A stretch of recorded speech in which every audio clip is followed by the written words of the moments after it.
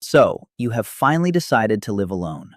No roommate stealing your food, no negotiations over the thermostat, and no tower of dishes that apparently belongs to nobody. You get privacy, control, and the freedom to arrange your life exactly as you want. But here is the contradiction. The more freedom you buy, the less financial freedom you may have left.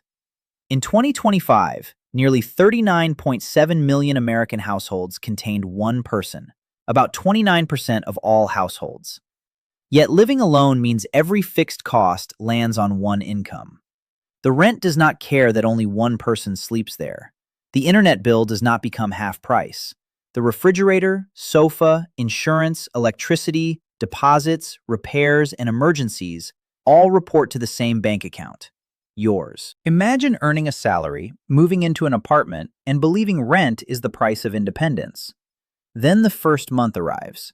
Rent is only the opening act. Utilities appear, groceries spoil faster, furniture costs more than expected. A small emergency has no second income to absorb it. The apartment feels peaceful, but the budget begins to feel crowded.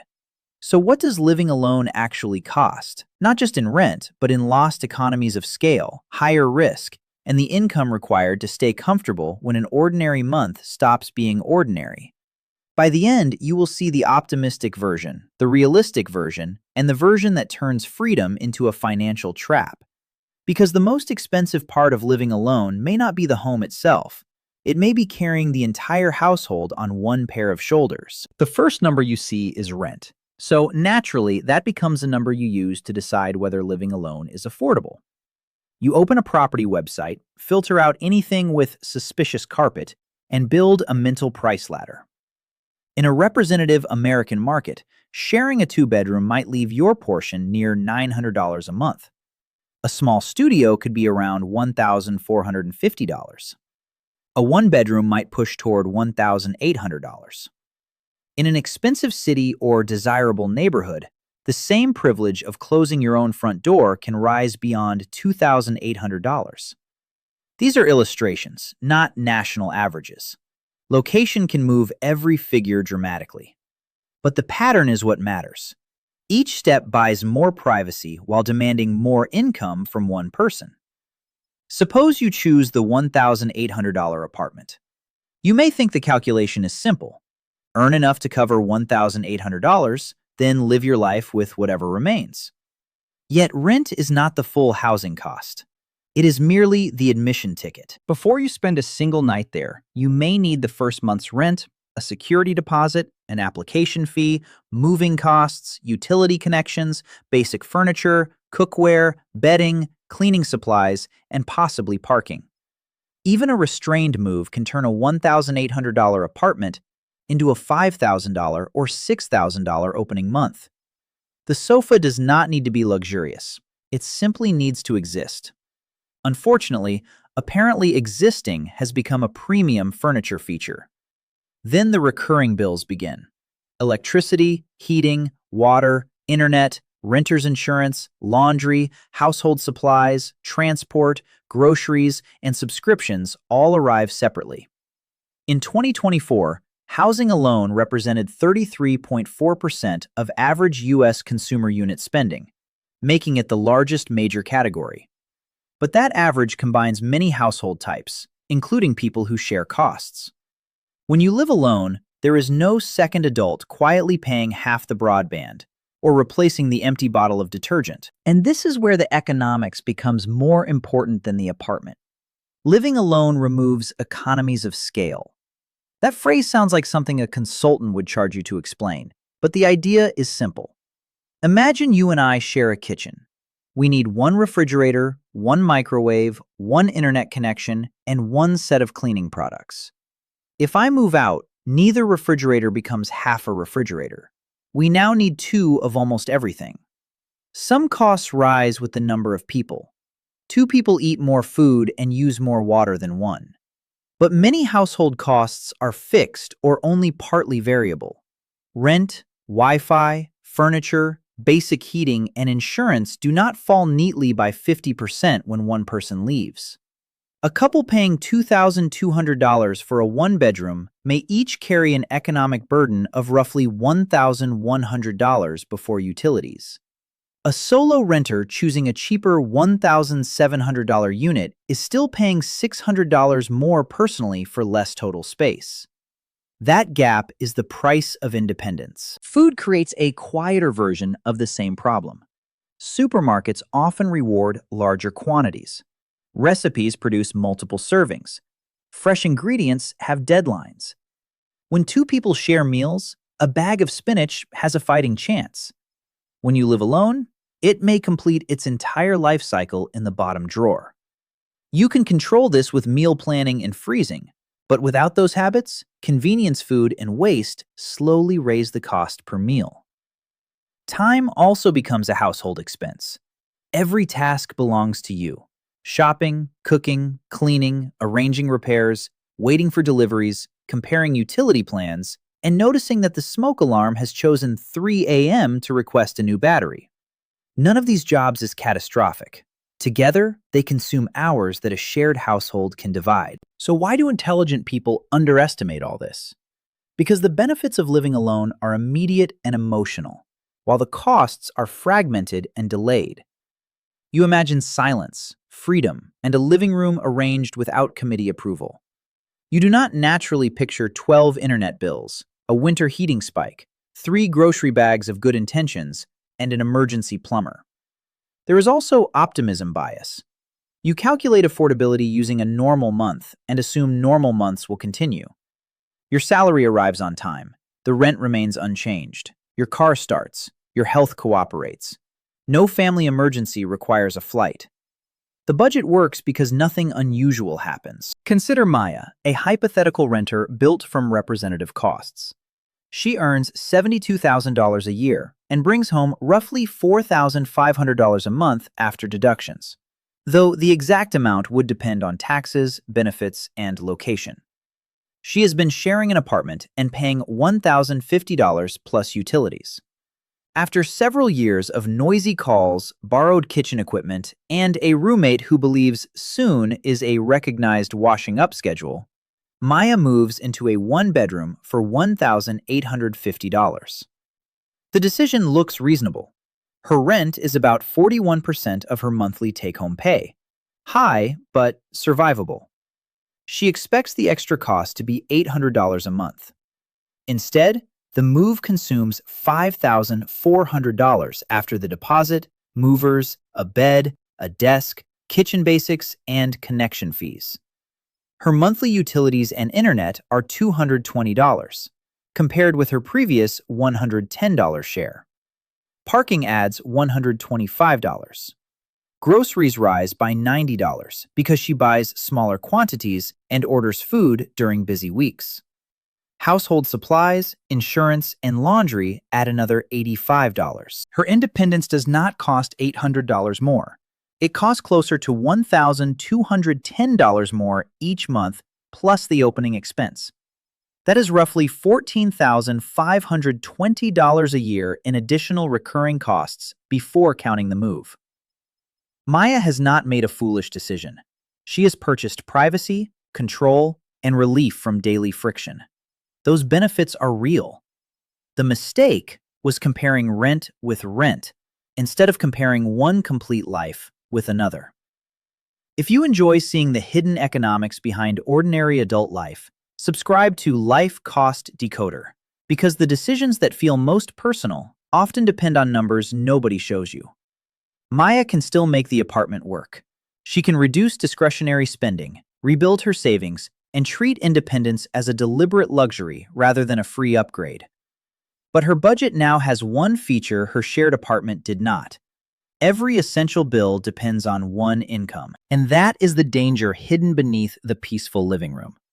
Rent, groceries, and electricity are predictable. They are not usually what breaks the plan. The real test begins when one ordinary month stops being ordinary.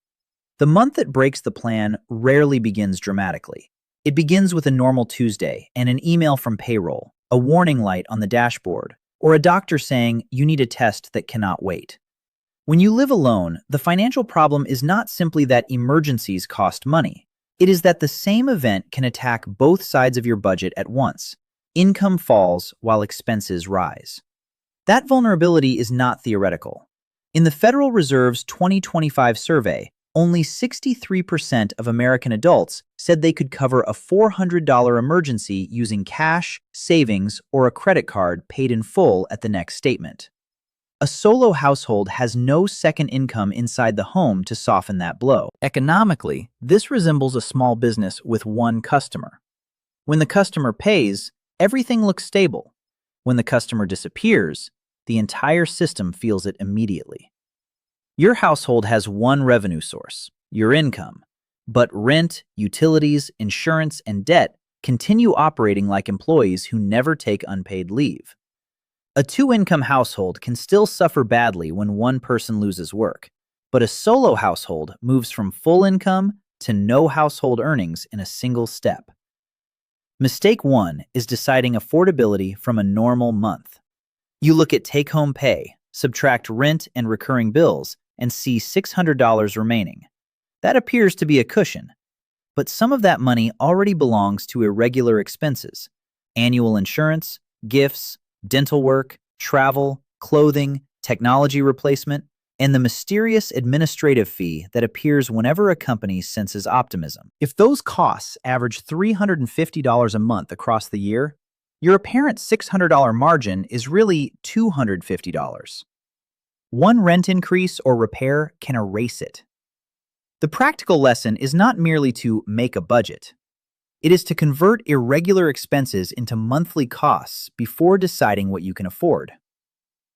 Mistake 2 is using every available dollar to create the new life.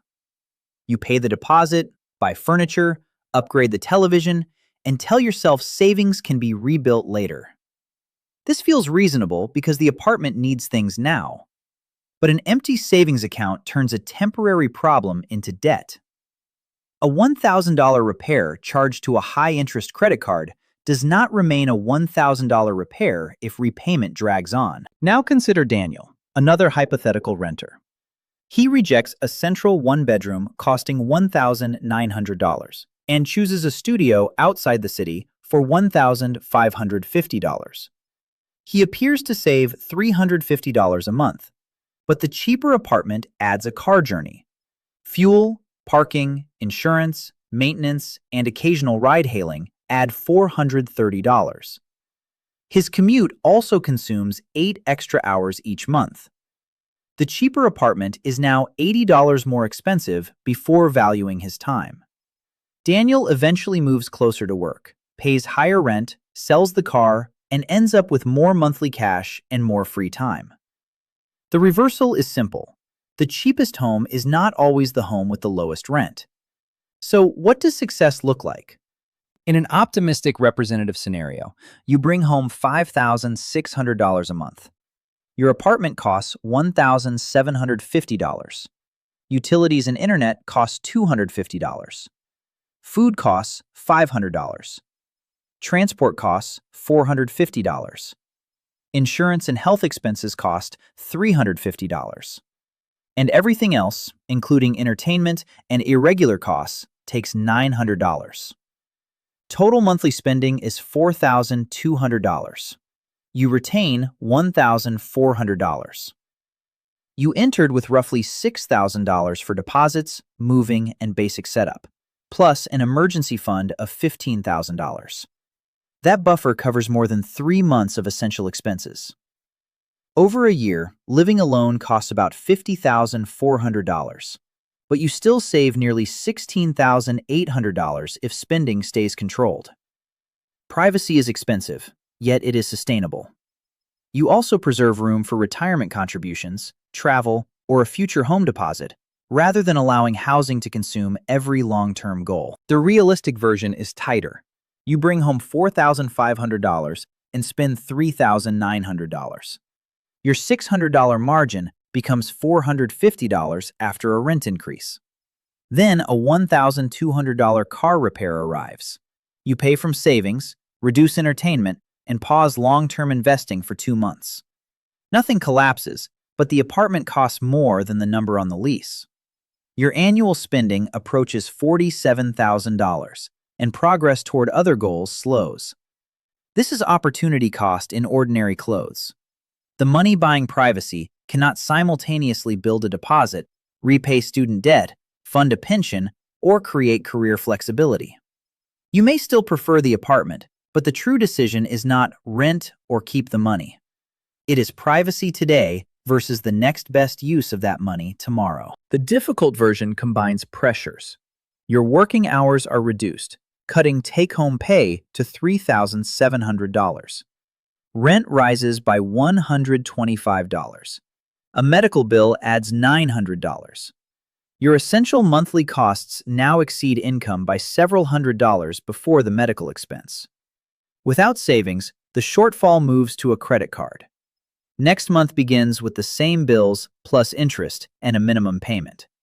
This is how a manageable lifestyle becomes a trap, not because living alone is inherently reckless, but because one income carries every fixed obligation and every shock. Now we can pull the full calculation together. In this representative American example, moving into a modest solo apartment may require roughly $5,000 to $7,000 up front. The complete monthly lifestyle, not merely rent, may consume around $3,900 to $4,200, or approximately $47,000 to $50,000 a year. The most important hidden cost is not furniture, electricity, or even food waste. It is the loss of cost sharing combined with the need for a larger personal safety buffer. A take-home income near $5,000 to $5,600 makes this example more resilient, especially with several months of essential expenses saved. Below that, living alone may still work in a cheaper location or with lower transport, debt, healthcare, and lifestyle costs. In London, Toronto, Sydney, rural America, or a small British town, the numbers differ dramatically. Taxes, rent, public services, transport, and healthcare systems change the equation. So if living alone represents freedom, why can it make you feel financially trapped? Because you are buying two things at once. The first is visible, a private home. The second is invisible, responsibility for an entire household without a financial partner inside it. That does not make the decision bad. Privacy, safety, control, and peace can be worth paying for. The mistake is treating them as free benefits attached to the rent. Remember the quiet apartment from the beginning, the untouched food, the thermostat nobody argues over, and the dishes that can finally be traced to one suspect. That peace is real, but so is the bill supporting it. Living alone gives you the whole home because it also gives you the whole risk. Would you still choose to live alone after seeing the complete calculation? Tell me what costs surprised you most and subscribe to Life Cost Decoder for the hidden economics behind ordinary adult life.